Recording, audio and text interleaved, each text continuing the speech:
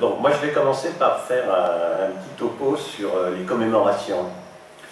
Parce que si on fait un tour d'horizon des 20, 30, 40, 50 ans, on s'aperçoit, ça on le sait déjà, mais que quand on commémore, quand on parle d'un événement, on parle au moins autant de la période présente que de la période qu'on veut décrire.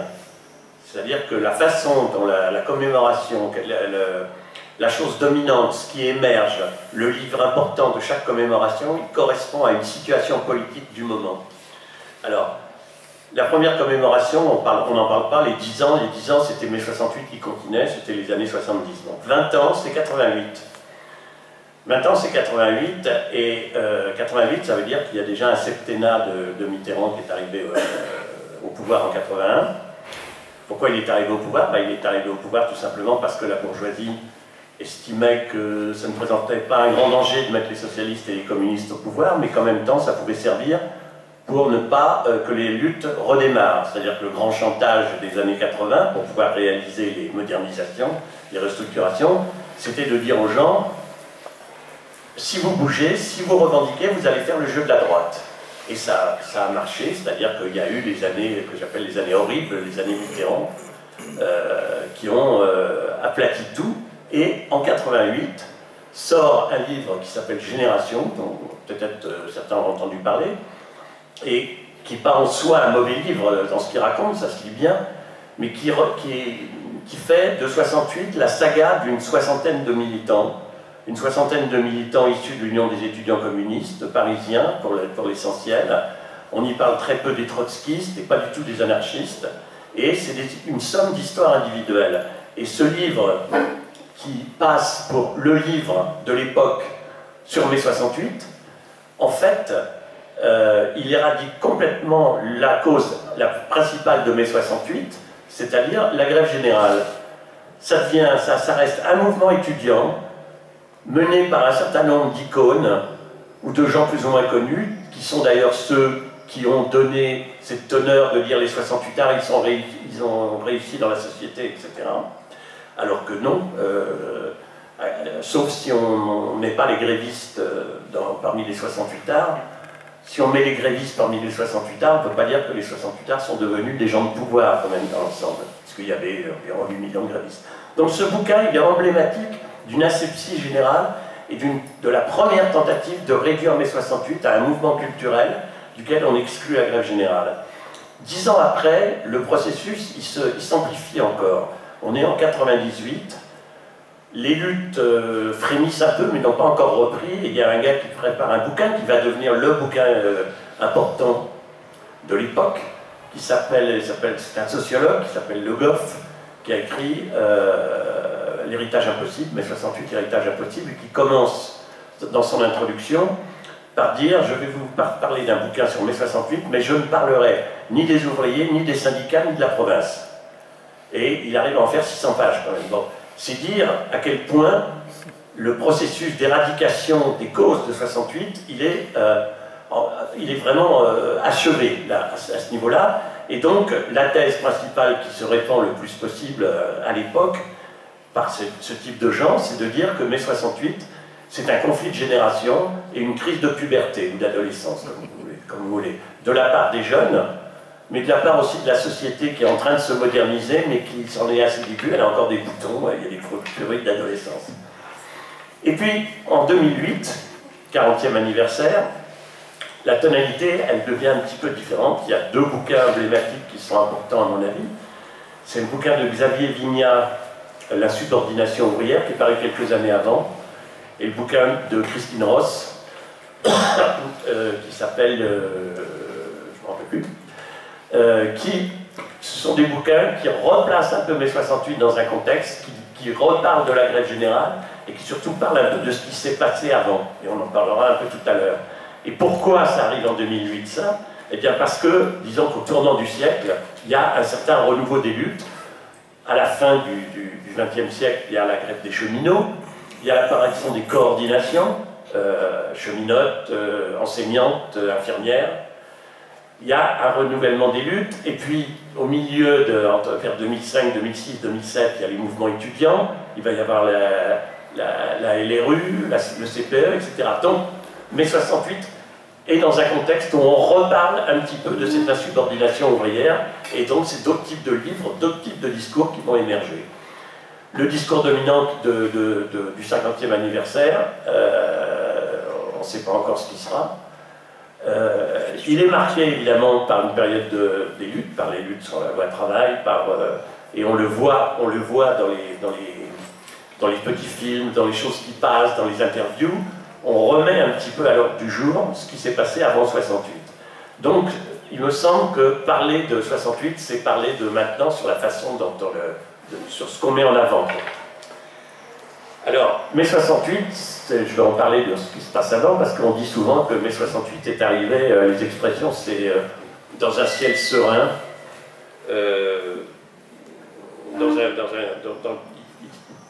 tout allait bien, et puis d'un seul coup, c'est arrivé comme ça.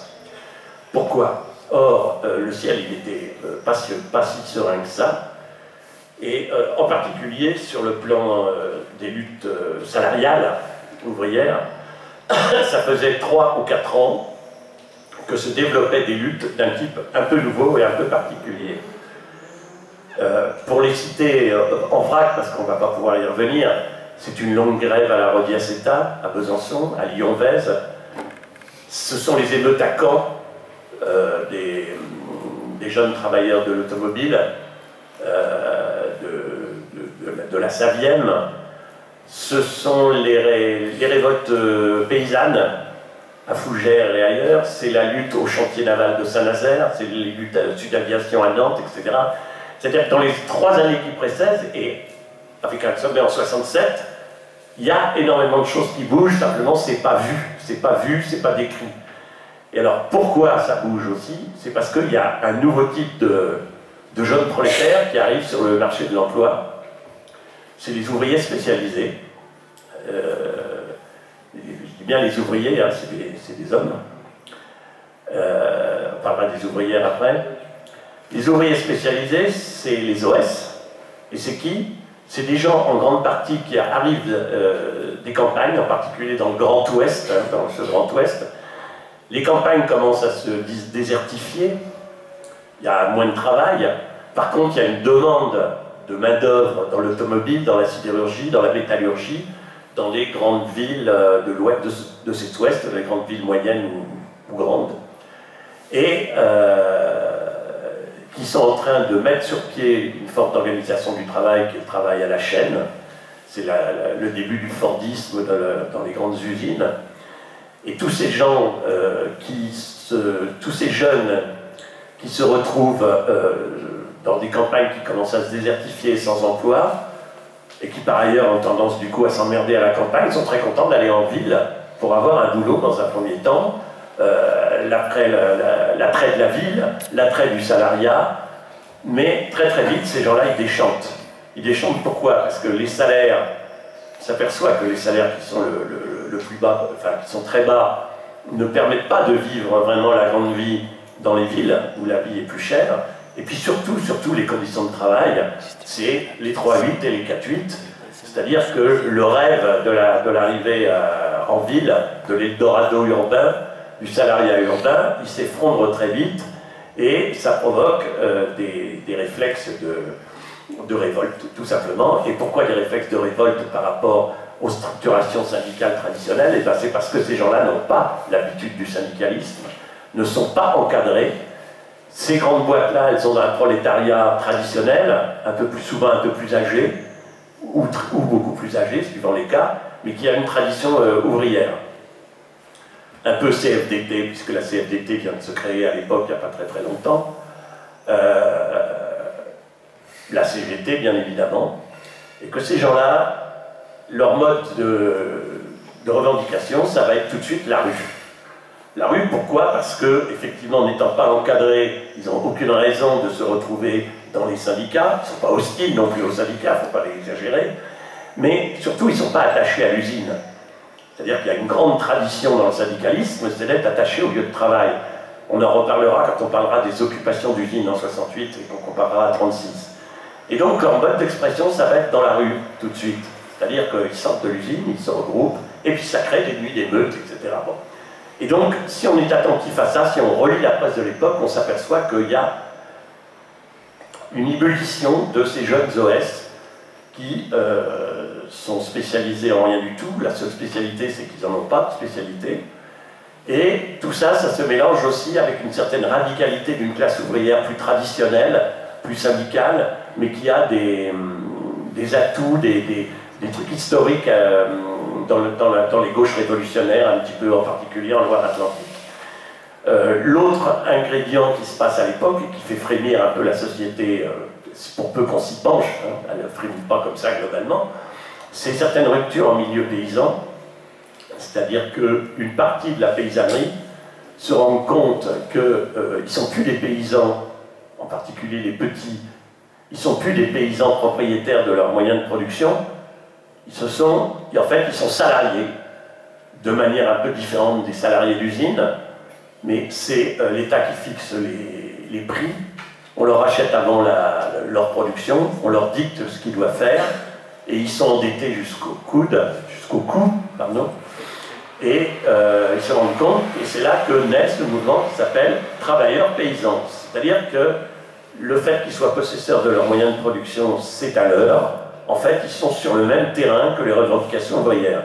Et c'est là que se crée le mouvement qu'on connaît maintenant, paysans-travailleurs, mais qui est une rupture fondamentale avec le milieu. Il y a beaucoup plus de paysans à l'époque. Et tout ça, dans le Grand Ouest, ça crée, dans le Grand Ouest, mais aussi dans le Massif central, aussi dans l'Est un peu, ça crée les conditions d'une ébullition, d'une structuration ouvrière qu'on va retrouver et qui explique aussi qu'en 68, ça va démarrer assez facilement dans ces milieux-là.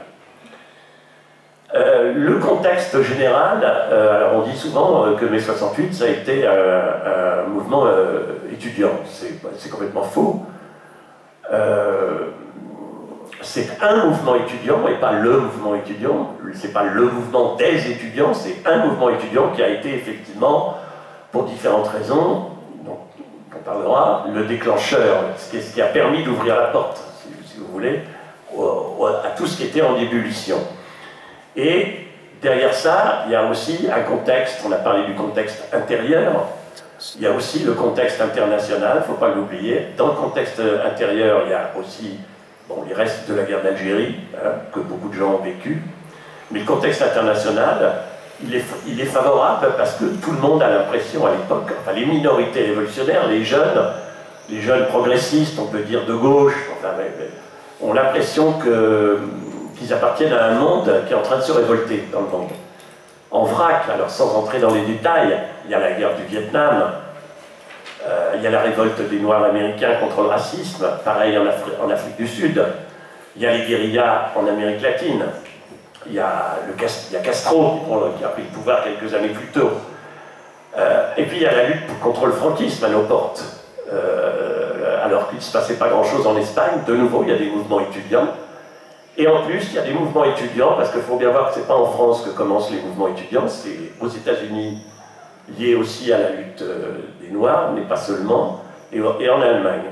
Donc il y a tout un contexte dans lequel il devient possible de s'identifier, de se dire qu'on n'est pas tout seul, qu'on appartient à un monde qui favorise un peu une certaine forme d'optimisme, un sentiment d'appartenance globale à une possibilité d'un autre chose, d'un autre monde. Alors,